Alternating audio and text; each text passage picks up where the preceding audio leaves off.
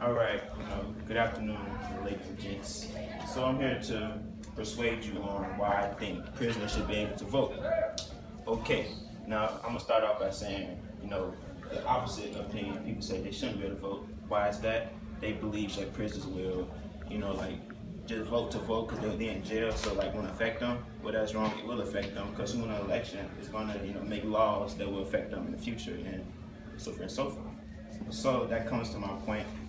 According to www.prisonerpolicy.org, there are roughly 2.3 million people that is in jail. That's a large number. Now, that's just not it. Now, according to www.motherjones.com, there are roughly 6 million people that's not able to vote. So that means there's 4 million people that have been in jail but got out. But since you went to jail and you got a record, you cannot be able to vote. So I believe that is wrong. If there's 6 million people in jail, now let's get to some other facts. The Electoral College.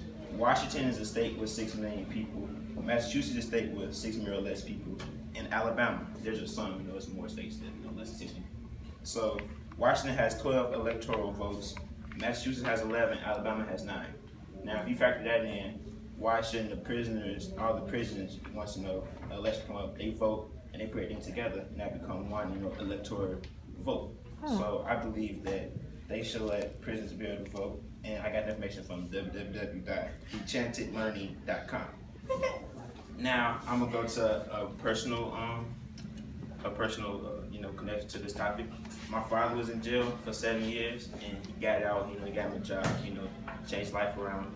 But since Donald Trump is president, that's going to affect him and further years. So I believe that our president is elected, and we just look at the people that's. This is gonna help me explain that. I am a product of what made me. Let's break this down. I, singular, one person, am conjunction a product. So basically, this is saying where you come from is what makes you who you are.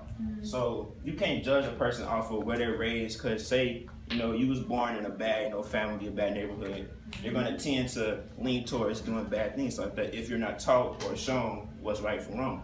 So I believe not all, because some people just they raised right but just chose to be crazy and things like that. So I believe people should be given a second chance to life, because you might make one mistake, you might be influenced by people or drugs and stuff like that.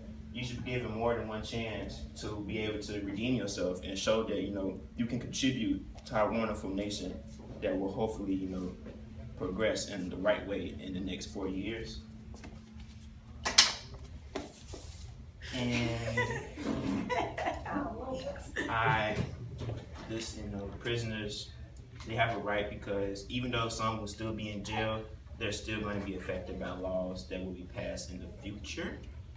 And another thing, people might say on the contrary, the opposite would say okay, there's mental people and crazy people that's in jail, or there's mental disabled people outside of jail that still vote. So why shouldn't they have the same chance as them to vote? So you can't say that, because that's contradicting yourself by the people that's locked up. So that's why I believe prisoners should be able to vote, because they can help factor in to the elections and who become our president, because they have an opinion too, because it affects them as it affects us.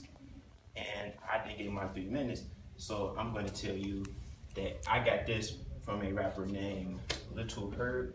He's changing his ways, and that's 3 minutes. I love y'all.